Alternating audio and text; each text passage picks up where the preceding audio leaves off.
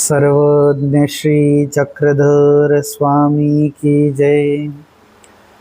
अन्नदानाचे महत्त्व या सदरामध्ये आज या ठिकाणी पुन्हा आपण उपस्थित झालेलो आहोत।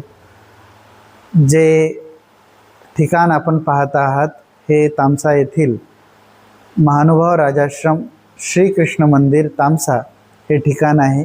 आणि हा राजाश्रम जो आहे या आश्रमाचे संस्थापक संचालक परमपूजनीय परमादरणीय श्रद्धेय प्रातस्मरणीय आचार्य प्रवर श्री बाबाजी तामसा निवासी आपल्या समवेत आहेत। आणि श्री बाबाजींच्या मार्गदर्शनातून अनेक संदर्भही अन्नदानाच्या संबंधात बाबाजींनी आम्हाला उलगडून दाखवलेले आहेत की एखादी क्रिया करत असताना त्या क्रियेमधलं जे पावित्र्य आहे, त्या क्रियेमधलं जे काही जाणपण आहे, ते जाणपण आपल्याला जेव्हा येतं तेव्हा खऱ्या अर्थानं त्या क्रियेचा विनियोग होत असतो। स्मृतिस्थळात एक प्रसंग असा झाला, आचार्यश्री एकदा आपल्या सर्व गुरुकुळासमवेत पंक्तीकर्ता म्हणून बसलेले आहेत। समोरच पंडितबास आणि इतर सर्व मंडळी बसलेली होती। आता वाढणाऱ्याने पदार्थ तर वाढला, सर्वांसमवेत तो वाढला, पण चुकून पंडितबास आणि त्यांच्यासोबत काही जणांना तो पदार्थ वाढायचा राहिला। इकडे सगळ्यांची जेवणं चालू झाली, आचार्यश्रींच्या समोरच ते बसलेले होते। आचार्यश्री जेव्हा समोर त्यांनी तो प्रसंग पाहिला, त्यांनी विचारलं, का हो तुम्ही आपोसन धरून का बसलेले आहात? त्यांनी विचारलं, बाबा आमच्या ताटात काही वाढलंच नाही आणि पदार्थ नाही वाढलं तर खायचं जेवायला कशी काय सुरुवात करायची? जय तर झाला। आणि शेवटी आचार्यश्रींनी जेव्हा ही गोष्ट लक्षात आली की त्यांना काय झालेलं आहे, तर ताटात पदार्थच वाढायचा राहून गेला आणि आचार्यश्री जो सेवक होता त्याच्या सेवकावर रागवले। आचार्यश्री म्हणतात की क्रियेचा जैस तैस विनियोग नसता, बोलिली क्रिया समयोचित काहीसे ना आठवेल। क्रिया तर व्यवस्थित चालू आहे, पण त्या सेवेतला एखादा घटक की ती क्रिया करत असताना एखाद्याला वाढायचंच राहून गेलं। झालं काय, कशामुळे झालं हे? क्रियेचा जैस तैस विनियोग नसता म्हणजे काय नेमकं?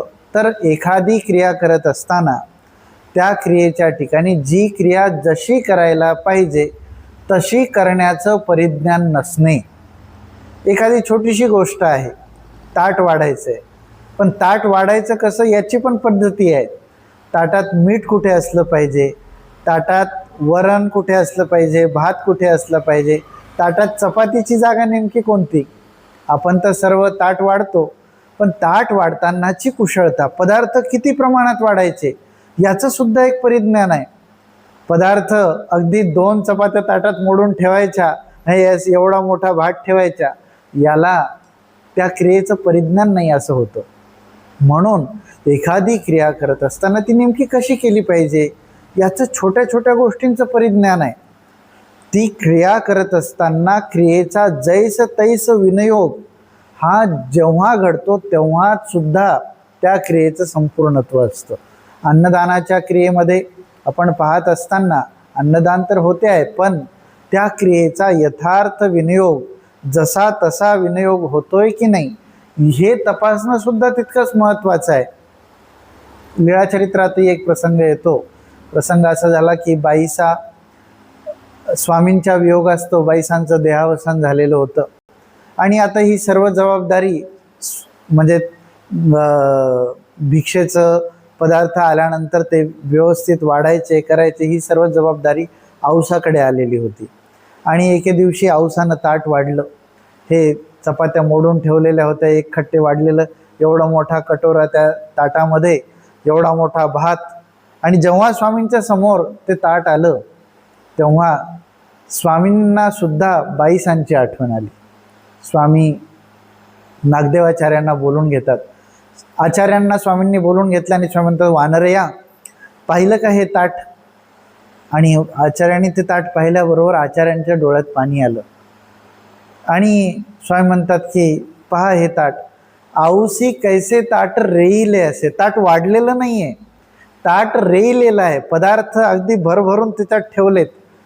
पदार्थ वाढण्याची आमच्या ज्या गोसावियांची श्रीमंत सकुमार आरोगणा, त्या गोसावियांचं ताट कसं वाढायचं असतं याची सुद्धा परिज्ञान औसांकडे नव्हतं. आणि आचार्यांच्या डोळ्यात पाणी आलं. आणि स्वामी म्हणतात की जाऊ द्या, यांनी काही पूर्वी संत महंताची कुठे काही सेवा केलेली आहे कधी? पहा स्वामी काय म्हणतात, यांनी काही पूर्वी अशा पद्धतीची क्रिया कधी केली का?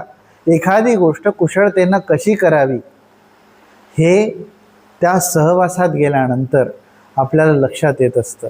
आणि त्या गोष्टी जर माहिती नसतील तर त्या क्रियेचा जैस तैस विनियोग घडत नाही.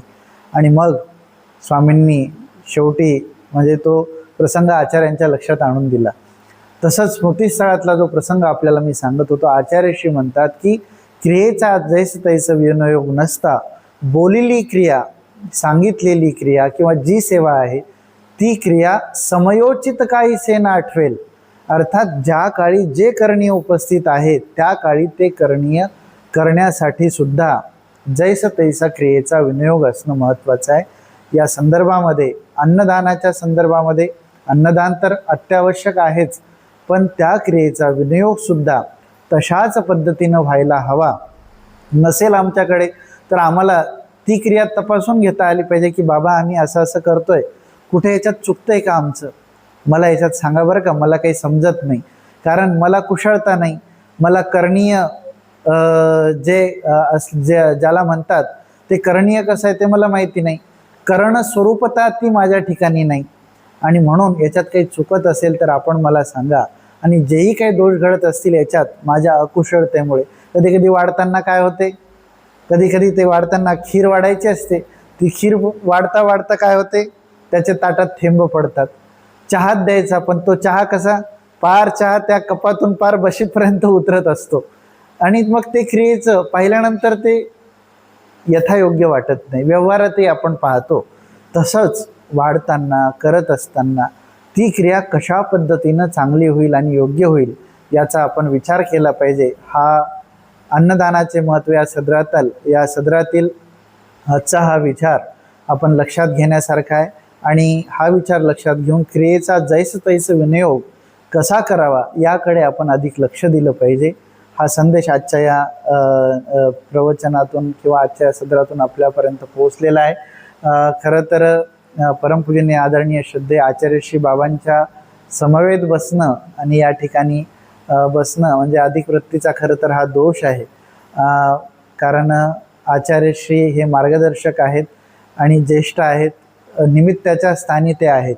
आणि म्हणून आचार्यश्री बाबांनाही दंडवत करतो की आपल्या मंदिराचा आणि आपलं दर्शन, खरं तर आपल्याला आम्ही हा त्रासच दिला इथे आपल्याला बसून, पण आपण हा अवसर आम्हाला नेहमी देत आहात. आणि माझ्या विनंतीवरून बाबांनी या छोट्या पनूला श्लोक शिकवायला सुरुवात केली.